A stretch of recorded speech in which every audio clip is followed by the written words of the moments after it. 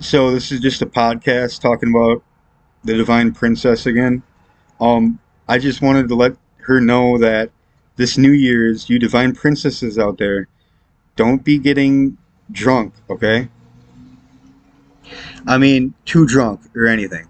You know, you can get drunk, but not too drunk. Because I quit drinking. Because that near death experience really made me learn not to overdo it. You know what I mean? Because I had a heart arrhythmia. I was seeing spots. It was bad. I was couldn't hold water down. I was puking all. It was just really terrible. So I quit, and I feel a lot better now that it's out of my system. Everything's good, and I just wanted to tell you that experience because it's not good. Like to overdo it. To overdo it is not good, and there's probably so many people that actually die from alcoholism. It's a real thing, and I just wanted to let you know about that because I'm just thinking of all the people that could possibly die from drinking way too much alcohol, and that does happen. So it's not good, you know what I mean? Because I seen things when I was down in Lexington, Kentucky. When I was down in Lexington, Kentucky, this girl was so drunk she was passed out on the table and she was like groaning because of how bad it hurt her head because she was that drunk, probably seeing double or the room was spinning or whatever. And yeah, it's just not good to be in that state. You know what I mean? I'm just making this short podcast video to just let you know that I love and worship the Divine Princess. I bowed before the Divine Princess in my house or in my apartment.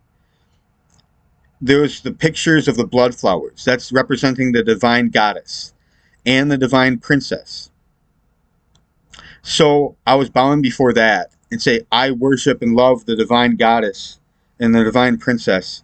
And I was bowing before it and I go, I worship and obey the divine princess and love the divine princess. And I bow. And then it's like heartfelt love. Like I feel my emotions and my soul coming online when I get that emotional about it. You know what I mean? It comes online for me.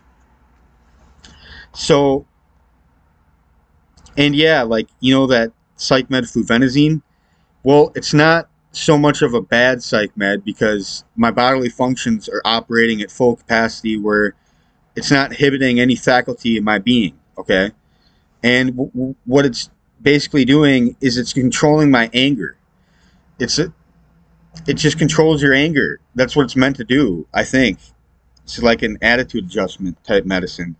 And I don't want anybody to think that it's not working or whatever. This is the only option I have. And it's the only thing that actually worked this far, you know what I mean? So I was mandatory to be on psych meds, and I don't want to be on psych meds. Trust me, I don't want to be on psych meds at all. But the court ordered me to be off psych meds before. So I was off psych meds for about a month, and it felt great. But then Heidi put me back on the psych med mandate because she went to court and everything, and they put me back on. But they said one day I hope that you get free of it. You know what I mean? And I do too because it's inhibiting some of my faculties, and I am intelligent, and I can still go on the level and be on that level that I can see, like that I once was on that level. And I can see it matching that level when I look at my old videos of when I was there at that ascended level, and then the ascended level of now, rolling on 2025, of that I can get to a certain degree of this information and the depth of this intelligence to really understand this, you know, on the level.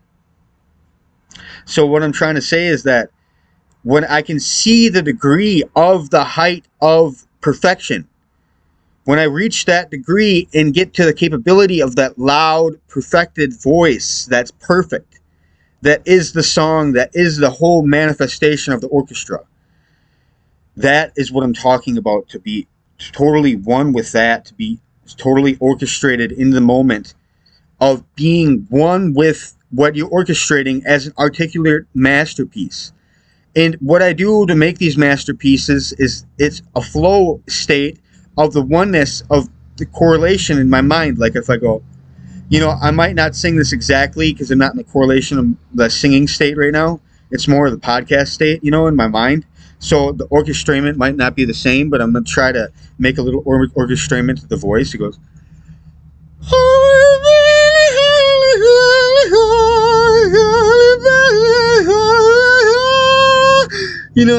it is pretty good. But what I'm trying to say is that what I'm trying to go, I hope that they don't hear that and then they do something about it, but I stopped. But anyway, all I'm trying to say is I'm trying to finish this podcast right now, and I worship and obey the Divine Princess, and I love her. Her oversoul is so amazing, and then like all the Divine Princesses that come from the Divine Princess, meaning the originating source, the offspring is beautiful, meaning like the Divine Princesses that are, say like even a 38-year-old Divine Princess is beautiful, is amazing.